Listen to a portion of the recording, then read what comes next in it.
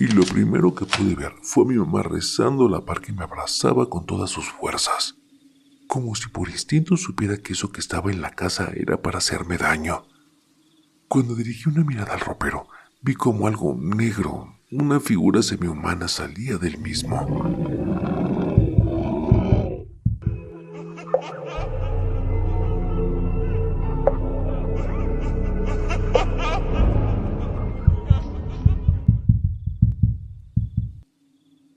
Buenas noches, familia Tete. Mi nombre es Salma. Llevo un tiempo escuchando su canal y mi pareja, quien me mostró la página, me alentaba a compartir mi historia. Y bueno, hasta ahora es que me animé. Me encanta cómo Raúl le da vida a los relatos y me gustaría que le diera sentido al mío. Me disculpo si está un poco enredado cómo lo relato. Espero que se entienda. Yo siempre he sido fanática de lo paranormal y el ocultismo. Es más, incluso me dediqué mucho tiempo a estudiarlo cuando estaba en la preparatoria. En esa etapa de mi vida me sentía llena de odio hacia mi persona y hacia los demás, por lo cual decidí practicar magia negra con un libro de una amiga. En ese entonces ella me lo había regalado. El libro tenía una portada completamente negra, era de pasta muy gruesa y en cada página había un símbolo diferente. A ver, quiero aclarar que no tengo muchos recuerdos de esa etapa de mi vida, como si por alguna razón mi cabeza los hubiera bloqueado. Pero bueno, esta historia me marcó bastante. Este libro tenía rituales para vudú, amarres, maldiciones, en fin. Hice un par de estas cosas y también algo más. Una noche de luna llena, planeé invocar a algo que creía yo acabaría con mis problemas. Me fui al cuarto de mi hermana mayor. Es la única habitación de los 3 cuartos que están unidos por un pasillo.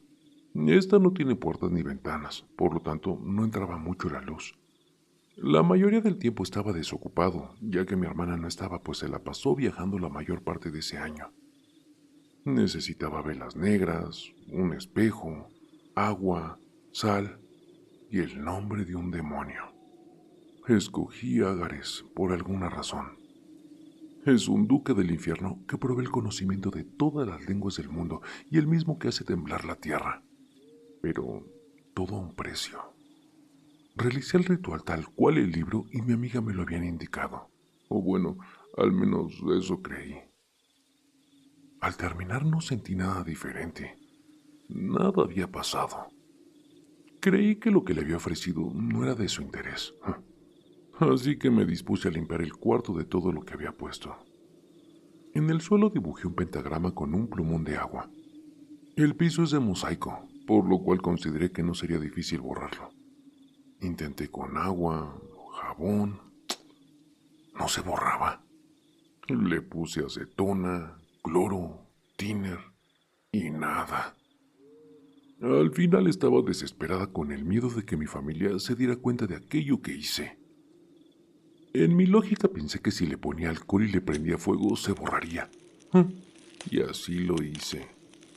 Al prenderle fuego me di cuenta de que el alcohol no se había salido de la circunferencia del pentagrama, como si algún borde contuviera aquel líquido.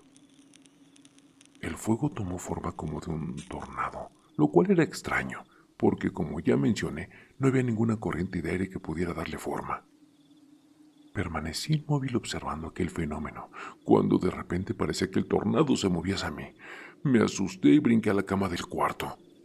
Esta no estaba a más de 30 centímetros del fuego, y nuevamente el fuego se dirigió hacia mí, como si me estuviera siguiendo, como si algo lo empujara. Para esto había pasado no más de un minuto, y no parecía que el alcohol se estuviera consumiendo. En verdad, el tornado era del mismo tamaño. Cabe aclarar que solo le puse un chorrito de alcohol, ya que el dibujo no era tan grande. Escuché pasos de alguien que subía hacia el cuarto donde estaba yo. Brinqué hacia el fuego para poderlo apagar. Al dibujo le puse un tapete encima para cubrirlo, y en eso llegó mi hermana y preguntó qué hacía. Le dije que nada, que si ya estaba la comida para ir a comer. Y bueno, ahí quedó. Unos meses después, mi mamá encontró aquel libro. Me regañó y lo quemó. Olvidé aquello que había hecho, ya que nada había cambiado. Bueno, a excepción de que el cuarto de mi hermana se sentía una energía bastante pesada. Era bastante incómodo estar en aquel lugar, pues sentías que todo el tiempo algo te estaba observando. Cuando mi hermana llegaba a dormir en su cama, siempre le daba parálisis del sueño. Dice que tenía sueños horribles. La mayoría del tiempo se despertaba asustada. Creo que sus últimos viajes eran también porque no quería dormir en ese cuarto o estar en la casa. Aunque jamás ha dicho nada al respecto, o más bien de la parálisis del sueño que tenía. A mí me daban episodios de crisis de ansiedad y me iba a ese cuarto para que nadie me viera llorar. Cuando cerraba los ojos, en verdad, yo veía sombras que se acercaban a mí desde todas las direcciones de aquella habitación, pero por la crisis de ansiedad no podía salirme. Cuando pasábamos enfrente del cuarto por el pasillo, también sentíamos que alguien nos veía. Había un espejo que reflejaba de un cuarto a otro. Yo dormía en el cuarto de al lado, y llegó un punto donde tenía que tapar el espejo con algún trapo, porque sentíamos, no solo yo, también mis hermanas, que nos veía algo, con la mirada muy pesada desde la otra habitación a través del espejo. Una noche mis padres discutieron y decidieron no dormir juntos. Mi mamá se fue al cuarto donde yo dormía y yo me fui a la habitación principal, la primera de aquellas tres, donde se ubicaba la entrada del pasillo de esos tres cuartos. Me despertó una voz. Era mi mamá rezando. Tomé mi celular. Eran las 3:40 de la madrugada. Le pregunté si estaba bien y no me respondió. Seguía rezando y así continuó una hora más. Cuando terminó, me contestó que me durmiera, que en la mañana me contaba qué es lo que pasaba. Mi mamá es una mujer muy creyente de Dios, es muy devota. Va a misa cada domingo y desde que tengo memoria, se reúne cada sábado con un grupo de oración con más personas. Es una persona muy recta, muy sincera. Jamás la he escuchado mentir, ni siquiera hacer una broma. Es por eso que cuando escuché lo que me contó esa mañana, me quedé impactada. No había forma de que eso que me dijo fuera mentira. A ver, me contó lo siguiente. Estaba dormida, cuando de repente empezó a sentir que seres pequeños subían desde sus pies hasta su cabeza. Sintió mucho miedo, pues dijo que se sentía como cada una de esas cosas fueran personas pequeñas apoyadas en sus cuatro extremidades. Así lo supo interpretar ella. No podía ver qué eran, pues le había dado parálisis del sueño. Eso es algo curioso, ya que ella jamás le había dado parálisis del sueño. Bueno, no hasta ese día.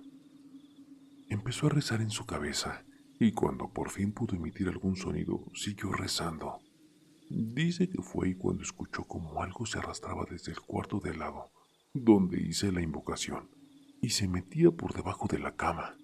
Y después, esa cosa empezó a empujar como con la espalda. Sacudía la cama a la altura en la que estaba mi mamá acostada. Siguió rezando, y cuando por fin pudo levantarse, se arrodilló y realizó el inicio de una novena. A ver, aquí haremos una pausa. Una novena es un grupo de oraciones que se repite durante 9 días. Según lo que sé y lo que vi, sus oraciones son muy poderosas. Cuando se arrodilló y empezó a orar, las ventanas y las puertas del closet empezaron a retumbar, como si estuviera temblando. Ella dice que parecía que las ventanas se iban a reventar de tan fuerte que temblaba. Cuando yo desperté, no escuché nada. Ella dice que duró un buen rato aquel suceso. A lo que me preguntó: Alma, ¿qué hiciste? Eso que está ahí no estaba. Y bueno, no tuve de otra más que decirle lo que había hecho. Me miró con enojo y me dijo que los siguientes 8 días, o sea, los faltantes de la novena, haríamos la oración a las 3 a.m. y que renunciaría a eso que había llamado. Y así fue. Los siguientes días oramos hincadas, y en verdad escuchaba cómo las ventanas y las puertas de aquel cuarto retumbaban. Claro, cada día con menos fuerza. Mi mamá me decía que no abriera los ojos, que me concentrara en las oraciones y en repetir lo que ella decía. El último día de oración, las ventanas y las puertas del ropero ya no vibraban. Todo estaba en silencio y de la nada empecé a sentir un cansancio bastante fuerte, como si me fuera a quedar dormida en cualquier momento, como si no hubiera dormido en días. Mi mamá me dijo al terminar que ella sentía mucha pesadez en sus piernas, como si perdiera la fuerza. Sentía la gran necesidad de sentarse, pero sabía que solo era una señal de aquello que trataba de distraerla. Como por arte de magia, esa energía horrible que se sentía en aquel cuarto desapareció desde aquel día. Ya no nos causaba incomodidad de estar ahí, y ya no sentíamos que algo nos veía desde la oscuridad. Después de un tiempo le pregunté a mi mamá que por qué creía que a ella le atacó eso que estaba ahí, si a nosotras jamás se nos presentó un suceso como ese. Llegamos a la conclusión de que por ser una mujer muy cercana a Dios, y eso, lo que fuera que estaba ahí, la consideró una amenaza. Sabía que tenía la fe y la fuerza para desterrarlo, por decirlo de alguna manera. Otra de las cosas que pasaron después de aquel suceso fue una noche que yo estaba dormida. Bueno, en ese entonces yo dormía en el cuarto principal, donde estaba la puerta. Esa tiene una ventana hacia el patio, el cual tiene un faro que prende al caer la noche. Y ya para ese entonces dormía con una Biblia al lado de mi cama. Desperté cuando escuché una respiración pesada en mi hombro. Yo estaba acostada de lado, viendo hacia la pared, como si fueran unas fosas nasales bastante grandes, como las de un perro grande. No quise voltear. Tenía mucho miedo. Sentía como el cabello se movía con ese aliento. Tomé fuerza después de unos minutos y cuando volteé no había nada. Pero sentí una presencia al lado de mi cama. Sin pensarlo tomé la Biblia que tenía al lado y empecé a leer la primera página. Era una oración larga que tiempo después supe que es una de las oraciones que se rezan en los velorios. La repetí varias veces en voz alta y de alguna forma sentía como eso se iba alejando poco a poco. No sé cuánto tiempo pasó, pero en algún momento levanté la mirada hacia la puerta, la cual tenía una cortina clara. Del otro lado de la puerta vi una figura. Era un hombre con un sombrero. Era alto y delgado. La luz que venía del patio me permitía notar esa sombra, ese ser afuera de mi puerta. Sé que era eso que estaba en mi cuarto, ya que era imposible que una persona accediera a ese patio. Estaba segura de que no era nadie de mi familia. Continué rezando aquella oración y volteaba la puerta continuamente, ya que notaba que esa sombra se hacía más tenue. No como si se alejara, sino como si se desvaneciera hasta desaparecer por completo. Esa noche me costó dormir, pero después de eso, jamás en casa volví a sentir algo. Gracias por leerme. Mi redacción no es la mejor, pero espero que se entienda. Realmente, espero algún día poder escuchar mi relato en el canal. Gracias.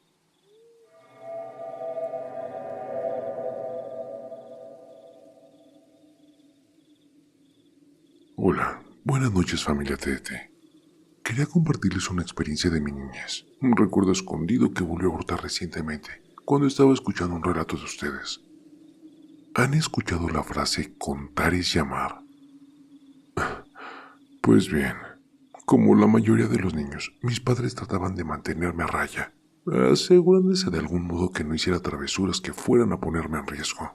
Es de tal modo que mis escarmientos, mis advertencias, habían pasado a tener nombre en particular.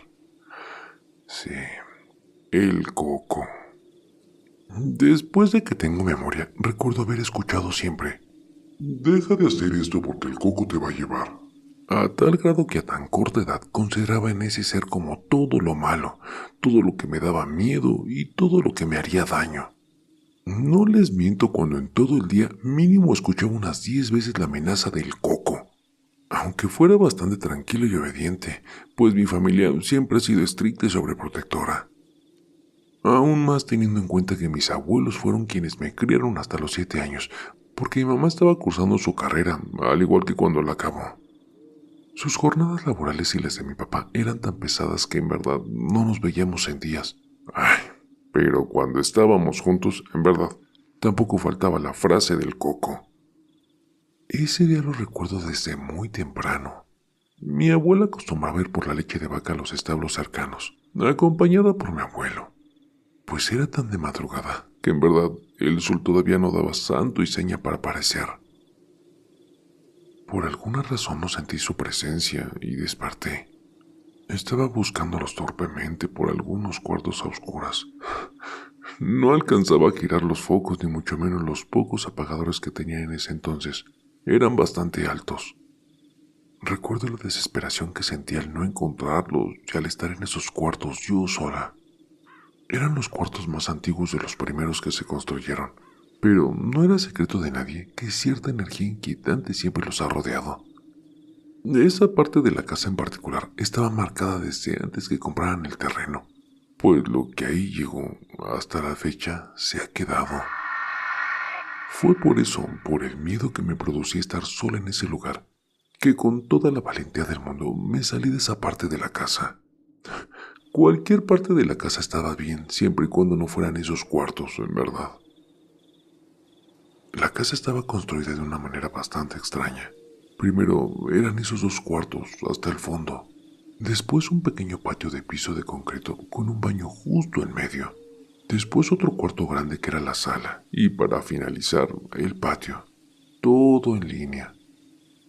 Caminé como pude, pues además de la oscuridad, siempre he sido muy miope.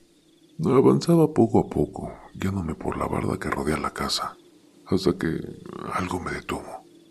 Una mano grande. Enorme diría yo, aunque no lo tengo claro aún, porque a esa edad cualquier mano de un adulto no me hubiera resultado tan gigante. Pude sentirlo, pero no tengo idea de cómo pude haber olvidado una sensación tan horrible, tan inquietante, que me hizo dar vuelta y correr de regreso a los cuartos, sintiendo y escuchando cómo al cerrar la puerta, algo se impactó con ella, y fue con tal agresividad que las láminas del techo dejaron caer un polvo que tenían bien escondido. Me hice bolita en mis cobijas, como si aquello fuera a protegerme de lo que sea que estuviera allá afuera. Y bueno, así estuve, hasta que sin darme cuenta me quedé dormido. Al despertar creía que estaba soñando. Estaba más tranquila, hasta el momento en el que salí a darle los buenos días a mis abuelos, que por cierto, estaban regando sus plantas y alimentando a sus gallinas, y mandaron a cambiarme la pijama. Al ver la puerta me quedé estática. Tenía una abolladura. Algunas partes de la lámina se veían lastimadas, como si algo o alguien hubiera querido levantarlas y fallado en el intento. Comprendí que no estaba soñando. Mis abuelos estuvieron platicando sobre los daños de la puerta y de las láminas, adjudicando todo un aironazo. Ese fin de semana mi papá fue por mí. Me tocaba pasar tiempo con ellos. Entonces viajé de Teoloyucan a Tlalnepantla, Tenayuca, a una casita que mis papás rentaban cerca de un panteón. Ese día estuve muy feliz. Paseamos durante mucho tiempo y llegamos a la casa únicamente para dormir. Yo no quería, hasta que escuché: si no te duermes, el cuco vendrá por ti. A lo que yo le respondí: papá, el coco ya vino por mí. Y procedí a relatar mi vivencia. Mi mamá, como cualquier adulto, solo soltó una risita por las cosas que estaba inventando su hija, y ambas quedamos dormidas, bien abrazadas.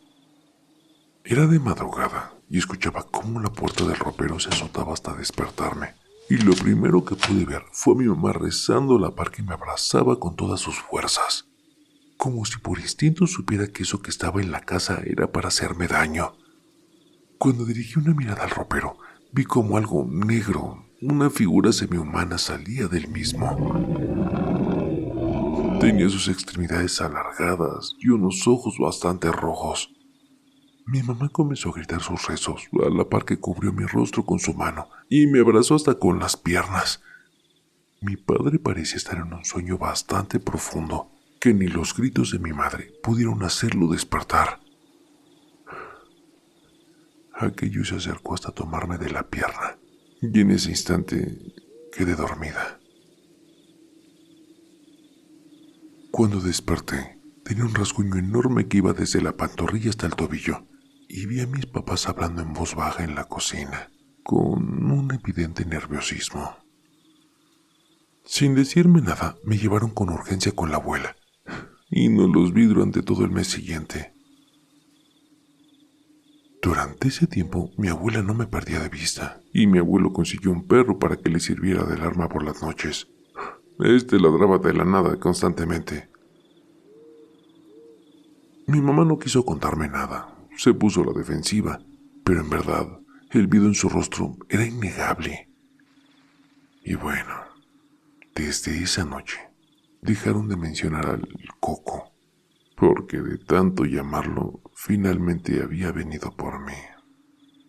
Gracias por leerme.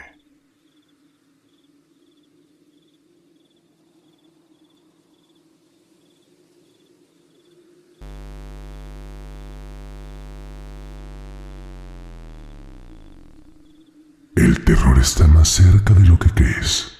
Y no lo digo yo, lo dicen ellos. Escucha bien, Raúl, esto es para ti, con tu canal de terapia de terror, sí. Así es, relatos siniestros, historias escalofriantes, un podcast que te mantiene al filo emocionante. Pesadilla de terror, cada historia me atrapa. Raúl en YouTube llevándonos a otra escapa.